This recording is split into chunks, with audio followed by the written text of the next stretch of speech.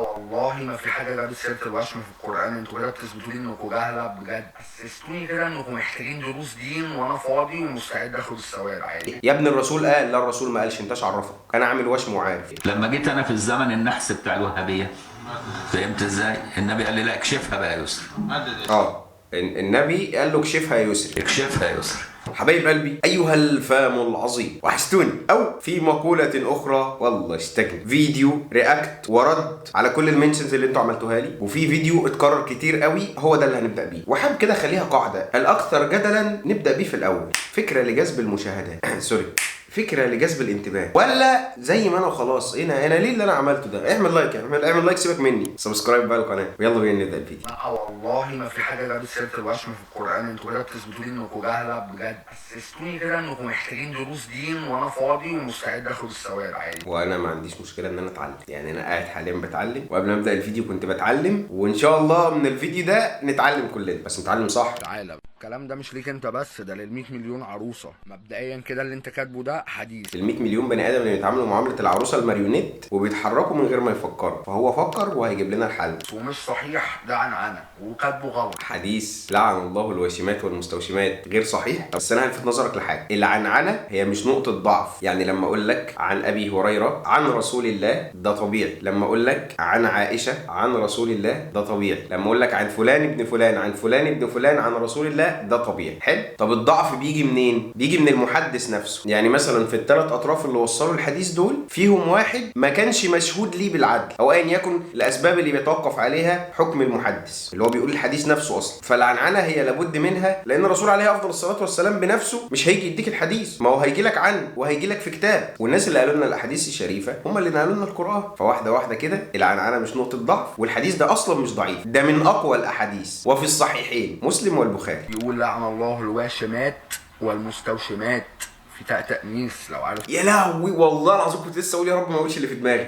معناها في اللغه العربيه. وانا مش ببرر لك، انا بكسب فيك ثواب وبديك درس في الدين اللي انت بتقول لي انا ناسيه اصلا. طب يا فرماوي رد لنا عليه، ده قال تاء التأنيث اهو، يعني الوشم له علاقه بالستات بس. مبدئيا كده كل ما يخص الرجال في الدين يخص النساء، تمام؟ الا اذا كان فيه نهي صريح او دليل معين. ومثال على كده ايه القذف اللي في القران الكريم، والذين يرمون المحصنات ثم لم ياتوا باربعه شهداء فاجلدوهم 80 جلده. قال المحصنات، ما قالش المحصنين، مع ان قذف المحصن اللي هو الراجل يوقع الحد برضو على اللي قذفه. يعني سواء كان المقذوفه انثى او المقذوف رجل، طالما انت قذفت المحصن او المحصنه فالحد يقع. وطبعا كده كده مفيش تطبيق حدود في العصر اللي احنا فيه ده ولا الحاجات دي، بس انا بديك مثال يعني. طيب ايه الفكره؟ الفكره ان اتقالت الوشمات ليه؟ لان البنات هم الاغلب في طلب الوشم، وبيطلبوا لي التحلي والتجمل وهكذا. وكان نادرا ايه؟ شبه مستحيل تلاقي راجل عامل وشم. هديك مثال بسيط كده. يعني انا مثلا لو جيت دلوقتي قلت على عمليه تجميل معينه، الا وهي مثلا، انا اسف والله على التشبيه، تكبير منطقه معينه، معروف قوي ان الستات هي اللي بتحب تكبر المنطقه دي، تمام؟ لو مثلا دار افتاء او اهل فتوى طلعوا يقولوا بتحريم، فهيقولوا ايه؟ فهيختصوا مين؟ هيختصوا النساء. اصل نادرا ما تلاقي راجل بيطلب تكبير المنطقه دي. هو الموضوع كان كده بالظبط. وكذلك في قذف المحصنات بتلاقي ان دايما المحصنات او الستات عامه هو اللي بنحب نخوض في اعراضهم ونجيب في سيرتهم، ودي كانت مع فلانه، ودي مش عارف مالها، طب ودي انا شفتها قبل كده مع كذا. فهمت يا سيدي؟ اتمنى تكون فاهم. يا جماعه الدين علم كبير، وموضوع مش هين ان انت تطلع تقول خلي بالك الوشم ده للستات بس. خلي بالك بقى اصلا الحديث بتاع الوشم ده كله ضعيف مع انه صحيح. يا ابن الرسول قال، لا الرسول ما قالش، انتش عرفك. انا عامل وشم وعارف. اللي بعده ايه ده؟ هو تاني؟ ايه يا جماعه في ايه ده يا جماعه؟ لا انا هاخد له الفيديو ده بعد شويه، افصل منه شويه، اتضايق كل شويه هو.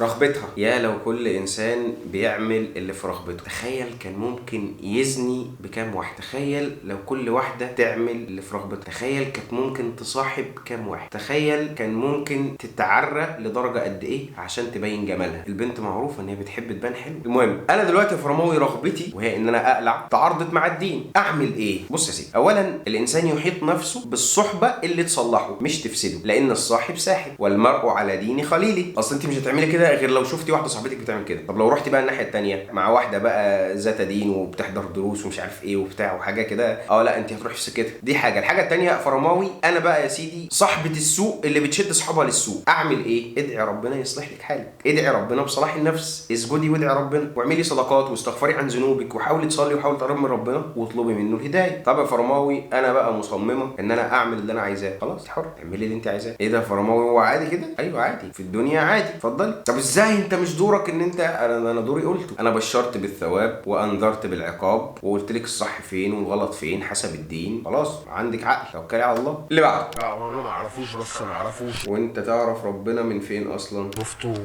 وبشوفه كل يوم، انت اللي ما تعرفوش، بس انا ممكن اعرفه لك عادي. مبدئيا هو ما بيحبش حد يعمل زيك كده ويحط نفسه مكانه ويحكم على الناس، ده مبدئيا. وما بيحبش حد يعمل زيك كده برضه عادي. مبدئيا شفته فين بقى؟ في مواقف كتير بقى، في عطائه وفي رحمته وفي غفرانه وفي حاجات حصلت معايا انا بيني وبينه انت مالكش دخل بيها، فاهم؟ والمفروض ايه ده كاتب فوق والله يعلم المفسد من المصلح. حضرتك بتعمل ايه؟ بص هو يعني انا حاسس ان شاء الله هيجي يوم وربنا ينور بصيرتك للهدايه ان شاء الله. اصل خلي بالك ده اتذكر في القران. اعوذ بالله من الشيطان الرجيم، بسم الله الرحمن الرحيم. واذا قيل لهم لا تفسدوا في الارض قالوا انما نحن مصلحون. بتعلمنا دين انت. الا انهم هم المفسدون ولكن لا يشعرون. هو مش حاسس، لا يشعر، مش واخد باله، انا مش حاسس بده، انا شايف ان انا صح. فاقرا من الدين، بس انت طالع تقول للناس ان لا ده ذنب ولا غلط، فده افساد في الارض. يعني لو عملت الذنب اتنيل اعمله لوحدك، ما تشدش اطفال صغيره معاك، احنا هنلاقيها منين ولا منين؟ ما بالراحه يا جماعه. انا حاسس ان انا دماغي كده بتلف، عارف انت اللي هو ايه، ممثلين تيك توكرز، شيعه، وهابيه، صوفيه، فقه معاصر، فقه غير معاصر، سلف. دماغي بنام بتبقى حرفيا عماله تعمل كده. بالراحه يا اخوان. نسيت ملحدين. عزوبة الدجل. وغيب. انا رخيص. الو. عزوبة الدجل بخير. انا بالشوك. وغيب مات. انا بعلم. انا بالشوك. انا حبيت الغربان، خلاص حبيت الغربان. لكن انا ربنا اذن لي ان انا اشرح. هذا اللي يصير. اكلمك جد، انا مشايخي ما كانوش يشرحوا الحاجات دي ولا يقولوها، وكانوا يخافوا يقولوها على اعوان، بس يساء في من لحد ما جالي اذن من النبي مباشره اشرح. شرحت والحمد لله. يعني انا لا اتكلم. هو عمل ايه بالظبط يا جماعه؟ يعني هو شرح ايه اللي ما كانش مأذون للناس كلها والفقهاء والعلماء يشرحوه، والنبي عليه افضل الصلاه والسلام جه للدكتور يسري جبر مخصوص وقال له اشرحه. اتكلم في الكلام ده ولا الفت الحاجات دي الا بالاذن المحمدي المباشر. يعني ازاي؟ الحمد لله. هي دي حاجه جميله، بس هي ايه يعني؟ ايه اللي الرسول جالك مخصوص علشان تقولها انت؟ يعني ازاي؟ الحمد لله. لكن الاولياء اذن لهم ان هم ايه يقولوها مطلسمه. هي ايه؟ عشان ما يكشفوش نقاب ايه حسناء الاكوان. لكل حسناء نقاب ولا يستحق كشف النقاب لمن لا يستحق. لكن اذن لي النبي لي. ايوه ليه اذن لك النبي عليه افضل الصلاه والسلام؟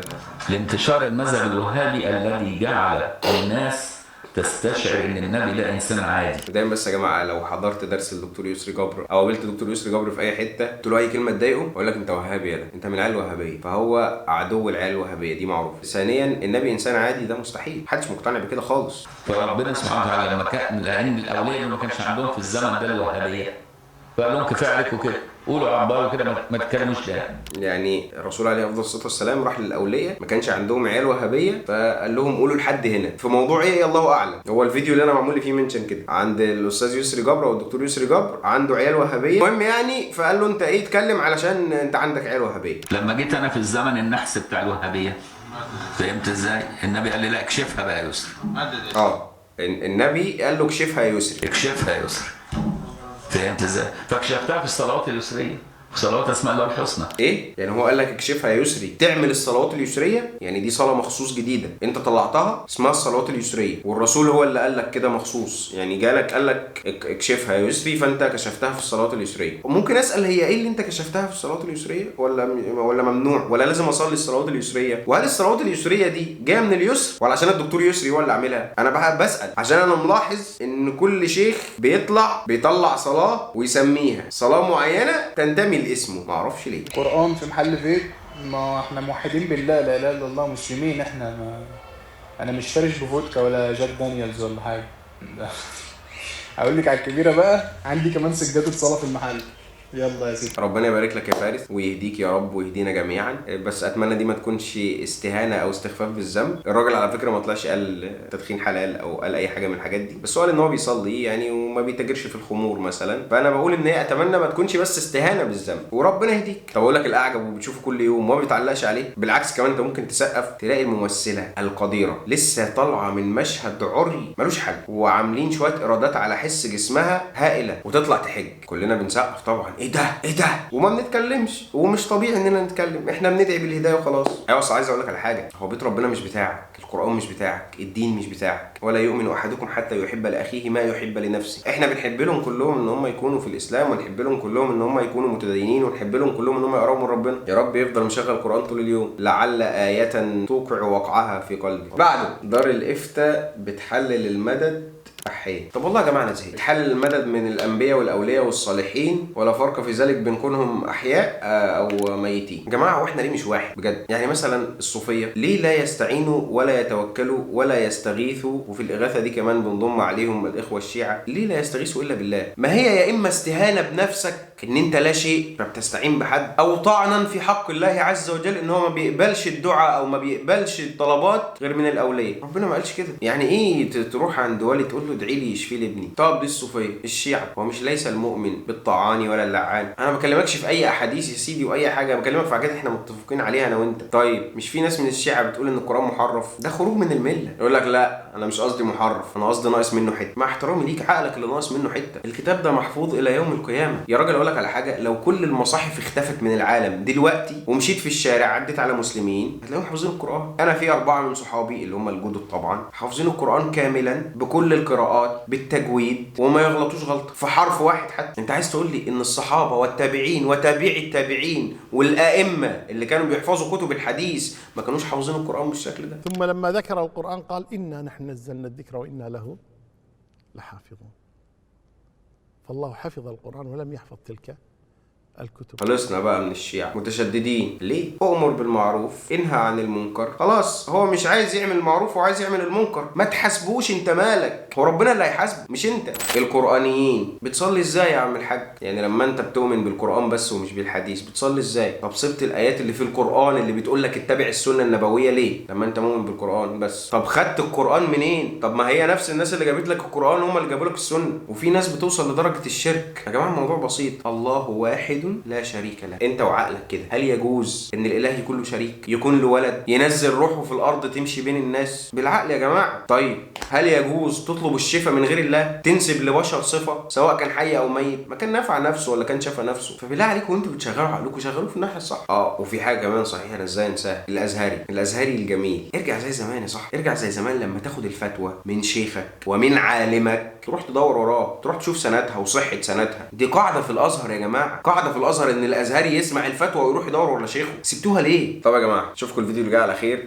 حاول انزل فيديو على مورا السكريبت وسط اللخبطه اللي بتحصل معايا دي. لا ما انا مش هقول لك، انا خليها مفاجاه. اصلا لما بقول لك الموضوع بيبوظ. لا انا مش قصدي ان انت لا بس انت كويس، في ناس مش كويسه، في 3 4 كده مش كويسين، انا مش عايز اعرف. لما الموضوع يتم اقول لكم. سلام.